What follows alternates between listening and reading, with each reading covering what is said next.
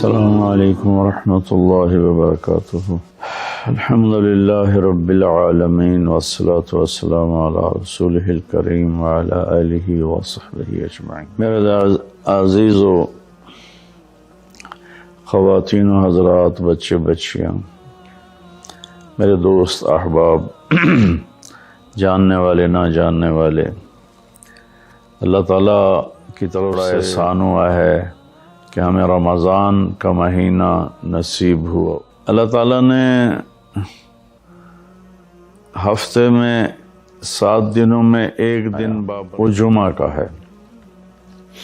اللہ تعالیٰ نے قوم یہود سے کہا کہ میرے علم میں ایک دن ہے بہت برکت والا، وہ تم چن لو، تو انہوں نے خطا کھائی اور ہفتے کا دن چن لیا۔ ہفتے کو یہودی عبادت کرتے ہیں، کام نہیں کرتے۔ پھر اللہ تعالیٰ نے عیسیٰ علیہ السلام کی قوم کہ ایک دن میرے بارگاہ میں بہت بابرکت ہے، دعائیں قبول ہوتی ہیں، اسے تم ڈھونڈو، ان پہ چھوڑا تو سن لیا۔ لیکن جب ہماری باری آئی تو اللہ نے ہمیں نہیں کہا کہ ڈھونڈو، اللہ نے اپنے محبوب کی محبت میں جناب رسول اللہ صلی اللہ تعالی علیہ وسلم کی طفیل اللہ تعالیٰ نے ہمیں خود بتا دیا کہ وہ جمعہ کی رات ہے اور جمعہ کا دن ہے۔ یہ سب سے بہترین دن ہے جمعہ کا، اور پورے سال کے لحاظ سے جمعہ کی رات سب سے بہترین رات ہے۔ خصوصی طور پر پھر شب قدر سب سے اعلیٰ ہو جاتی ہے، لیلۃ القدر سب سے اعلیٰ ہو جاتی ہے۔ تو وہ 21، 23، 25، 27، 29 کی راتوں میں کوئی ایک رات ہوتی ہے، تو وہ بہت ہی بابرکت بنائی، اللہ ہمیں نصیب فرمائے۔ تو جمعے کا دن اللہ تعالیٰ نے پسند فرمایا، اس میں ایک گھڑی دعا کی قبولیت کی ہے، وہ چھپی ہوئی ہے۔ اس گھڑی میں جس خوش نصیب کو ہاتھ اٹھانے کی دولت مل جائے، وہ دعا فوراً قبول ہوتی ہے، وہ سیدھی عرشوں پر جاتی ہے۔ علماء نے اس میں تحقیق کی، ہر ایک نے اپنے اپنے خیال کے مطابق۔ بعضوں کے نزدیک جب امام خطبے کے لیے ممبر پہ آتا ہے تو وہ دعا کی قبولیت کا وقت ہے۔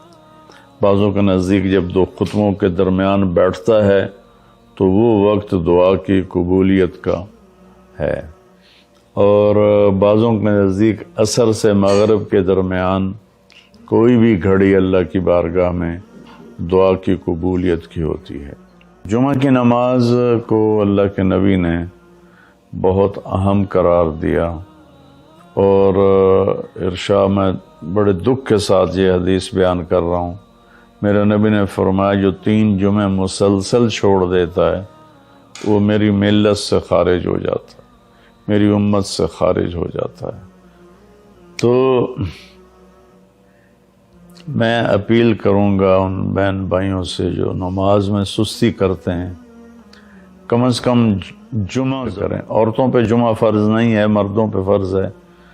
تو میں کہا کرتا ہوں، جو دوست ملتے ہیں جی نماز نہیں پڑھی جاتی، تو میں ان سے کہتا ہوں ایک نماز 5 میں سے طے کر لو اور ایک جمعہ طے کر دو، 2 نمازیں شروع کر دو۔ جس نے بھی اس پہ عمل کیا وہ 5 وقت کا نمازی بن گیا۔ تو جمعہ کی نماز جمعہ تک کے جتنے گناہ ہوتے ہیں وہ اللہ تعالیٰ معاف فرما دیتے ہیں، اور جو جتنی جلدی جا کے بیٹھتا ہے امام کا خطبہ سننے کے لیے، اس کو اتنا زیادہ اجر ملتا ہے۔ تو آج رمضان کا پہلا جمعہ ہے کہ ہم اس کا اہتمام کریں۔ رمضان المبارک میں جنگ بدر ہوئی، 17 رمضان جمعے کا دن، اور اللہ نے قیامت کو بھی جو قائم کرنا ہے جمعے کا دن۔ تو ہر دن اللہ کی بارگاہ میں بابرکت ہوتا ہے اگر ہم اس میں اللہ کی مان کے چل رہے ہیں، اور رمضان شریف میں خاص طور پر، اور پھر جمعہ ہو تو خاص طور پر، اس میں ہم اپنے عبادت کو بڑھائیں۔ درود شریف جمعے کے دن کا مبارک عمل ہے کثرت سے درود شریف پڑھنا، اور 300 دفعہ جو درود شریف پڑھ لیتا ہے وہ کثرت میں شمار ہو جاتا ہے، اوپر کوئی حد انتہا نہیں ہے۔ ہمارے ایک رشتہ دار تھے، وہ انتقال ہو گیا، اللہ ان کو درجے بلند کرے۔ وہ روزانہ ایک دن میں 10,000 دفعہ درود شریف پڑھا کرتے تھے، ہر وقت تسبیح ان کے ہاتھ میں ہوتی تھی، اور روزانہ 10,000 دفعہ درود شریف پڑھا کرتے تھے۔ تو میرے بہن بھائیوں، میرے عزیزوں، اللہ تعالیٰ نے ہمیں ہر نماز کی بڑی اہمیت بتائی ہے، ہر نماز کی، لیکن خاص طور پر جمعے کی بڑی فضیلت ہے، اور جمعہ بھی رکھو تو اور زیادہ وہ باعث برکت ہے، قابل رحمت ہے۔ تو روزے کا بھی اہتمام ہو، اور ساری نمازوں کا اہتمام فرمائیں، کوئی با جماعت پڑھنے کی کوشش کریں، کوئی جماعت سے رہ جائے تو پھر اس کو چھوڑیں نہیں، اسے ضرور پڑھ لیں، کہ نماز کی اللہ تعالیٰ نے جتنی تاکید قرآن میں کی ہے اور کسی کی اتنی تاکید نہیں کی۔ اور اللہ تعالیٰ نے 10 دفعہ اقیم الصلاۃ وآتوا الزکاۃ، تو 10-12 دفعہ اللہ نے قرآن میں براہ راست حکم کیا اقیم الصلاۃ وآتوا الزکاۃ۔ اور ادھر اللہ پاک کی رحمت کے دروازے کھلے ہوئے ہیں، اللہ کا عرش پہلے آسمان پر ہے، جنت کے دروازے کھل چکے ہیں، جہنم کے دروازے بند ہو چکے ہیں۔ اور میرے نبی کا فرمان ہے کہ اگر میری امت کو پتہ چل جائے رمضان کیا، تمنا کریں گے کہ سارا سال ہی رمضان ہو، اتنی اللہ کی رحمت ہوتی۔ اللہ نے فضل فرمایا، صرف 1 مہینے کے لیے ہمیں اللہ تعالیٰ نے اس کا پابند کیا۔ تو میرے بھائی بہنوں، اس مہینے کو قیمتی بناؤ، کسی سے ہم لڑے ہوئے ہیں، ہم صلح کر لیں۔ مرنے والے سے پوچھو کہ لڑائی کا کیا نقصان ہوتا ہے، مرنے والے سے پوچھو دنیا کی دوڑ کا کیا نقصان ہوتا ہے، ماں باپ کی نافرمانی کا کیا انجام ہوتا ہے۔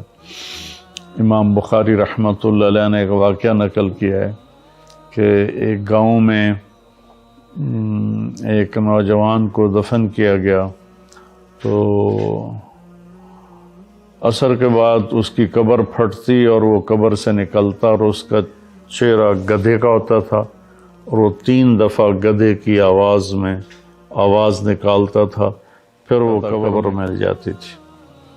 تو لوگوں نے اس کی ماں سے پوچھا کہ یہ کیا چکر ہے؟ تو اس کی ماں نے بتایا کہ شرابی تھا، شراب پیتا تھا، تو میں اسے روکتی تھی نہ پیا کر، تو وہ آگے مجھے کہتا تو کیا گدھے کی طرح آوازیں نکالتی رہتی ہے، مجھے نہ سنایا کرو۔ تو اللہ تعالیٰ نے تھوڑا سا اس کا انجام دکھا دیا کہ ماں باپ کو اس طرح تکلیف دینے سے کیا ہو۔ تو بھائیو، ایک تو ہم نماز کو زندہ کریں۔ میرے نبی نے کہا جعلت قرۃ عینی فی الصلاۃ، نماز روزے سے بڑا فرض ہے، میری آنکھوں کی ٹھنڈک نماز میں ہے۔ اور جب آپ دنیا سے تشریف لے جا رہے تھے تو آپ نے پورے دین کو 2 لفظوں میں بیان کیا، ایک ہے حقوق اللہ، ایک ہے حقوق العباد، اور ایک ہے بندگی اور ایک ہے معاشرت۔ تو آپ نے فرمایا الصلاۃ، جب آپ جا رہے تھے آپ نے حضرت اماں عائشہ رضی اللہ عنہا علیہ السلام کے سینے پر یوں سر رکھا ہوا تھا، اس طرح کر کے ایسے، اور اماں عائشہ نے آپ کو سہارا دیا ہوا تھا، اپنے سینے پر لٹایا ہوا تھا۔ تو آپ فرما رہے تھے الصلاۃ وما ملکت ایمانکم، میری امت ایک نماز نہ چھوڑنا، اور ایک میری امت کے غریب طبقے پر رحم کرنا، ان کے ساتھ آسانی کا سلوک کرنا، ان پر سختی، ان سے نرمی کا سلوک رکھنا۔ پھر الصلاۃ وما ملکت ایمانکم، نماز نہ چھوڑنا، نماز نہ چھوڑنا، نماز نہ چھوڑنا۔ اور آخری الفاظ بھی یہی تھے، الصلاۃ الصلاۃ الصلاۃ، نماز نماز نماز۔ پھر فرمایا اللہم الرفیق